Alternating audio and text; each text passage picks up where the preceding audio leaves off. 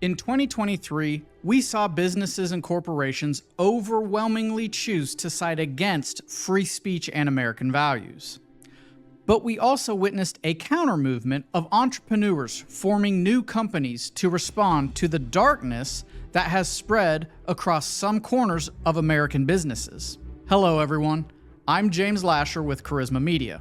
This year not only saw a continuation of corporate entities pushing leftist ideologies onto their customers, but it also saw the American businessman and woman push back against the machine that is trying to pull this country down the wrong path. Perhaps the flagship company of progressive ideals in 2023 was not the monolith that is Disney. Don't worry, we'll get back to them in a minute. But the retail giant Target. Target has, of course, been making waves for years, ever since they began allowing men to use women's restrooms. This year, though, they really outdid themselves. In a year that saw Budweiser losing billions of dollars due to their teaming up with TikToker Dylan Mulvaney, a man who parades around as a woman, Target decided to join them in the waters of a national boycott, which also saw the company lose billions of dollars. But Target was not just content on teaming up with a member of the LGBTQ community.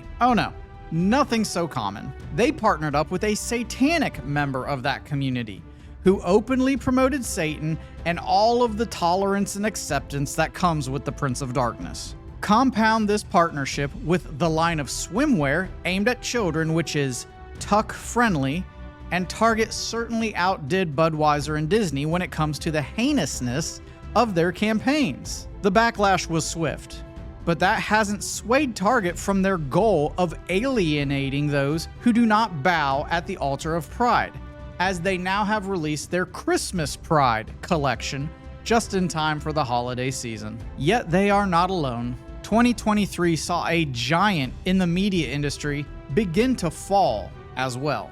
Disney has been pumping out absolute garbage films for years now. The loss of their audience's goodwill has begun to have a significant effect on the company. People are not going out in droves to see the new Disney or Marvel movie anymore. And don't get me started on what they have done to Star Wars. Disney lost over $1 billion from movies alone in 2023, as movie after movie tanked at the box office. Why would this be? The House of Mouse was at one time an untouchable juggernaut. Well, when they infused radical feminism and LGBTQ ideology into every single film that they make, sooner or later people are going to stop going to the films. And that has become evident in the flops of 2023 that they spent billions of dollars on creating, such as Lightyear, Strange World, Indiana Jones and the Dial of Destiny, Haunted Mansion, The Marvels, and the newest flop to join this growing list, Wish. Maybe, just maybe, families do not want to go to the movies and be inundated with homosexuality, anti-male diatribes, and the occult. Crazy concept, I know, but the numbers speak for themselves. Yet 2023 saw other companies promote outright Satanism, and they did not do it quietly either. Kentucky Fried Chicken was quite bold and open about their promotion of the absolutely demonic video game Diablo 4. Now, let me start off by saying to the many defenders of this game, when we first reported on it earlier this year, no, you are not saving the world by fighting against the demon army of Lilith. That is a lie and a deception of the devil to get you to consume this satanic product filled with blood sacrifices, demonic imagery, idols, altars, gore, sorcery, torture, and the list goes on. God does not use things he finds abominable, such as necromancy and sorcery, to overcome the devil. Before submitting myself completely to the Lord, I too was a gamer for most of my life, to include playing games in the Diablo series. I'm not proud of this. It's simply a reality I repented of and now use in the same way as Paul to establish that I know what I am talking about. I know what this game holds in it. and it is nothing but demonic and is spiritually detrimental to anyone who plays it.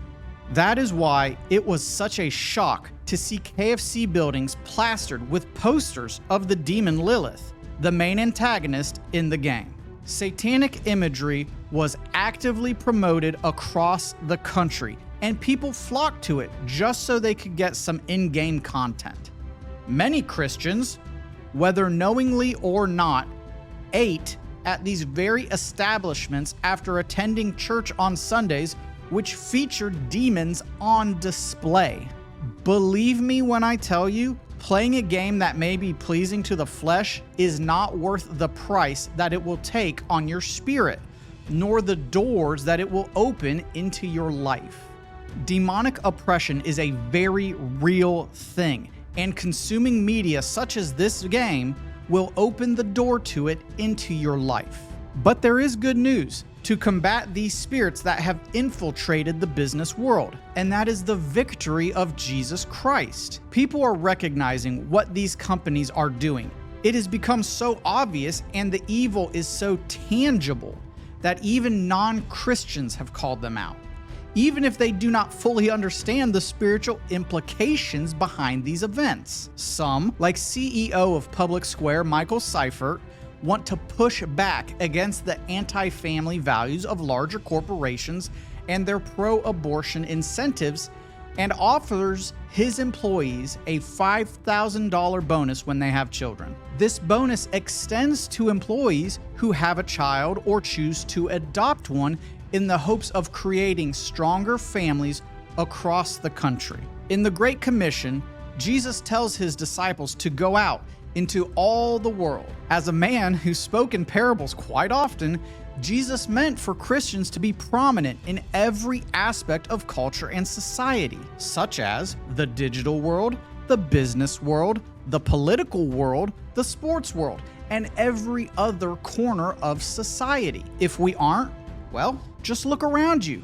You will see the areas of society where Christians have avoided going into the world, and instead have handed it over to Satan on a silver platter. So, will 2024 be a year where Christians decide to shop and spend their money on biblical principles? Or will we just keep going along with society and shop at companies who are openly hostile to God because it's convenient? Everyone has a choice in this matter, and eventually, everyone will have to make the choice of which side they are on. The side of God or the side of the world. I pray the church takes a stand and shines the light of Jesus for the whole world to see, instead of covering it under a bushel.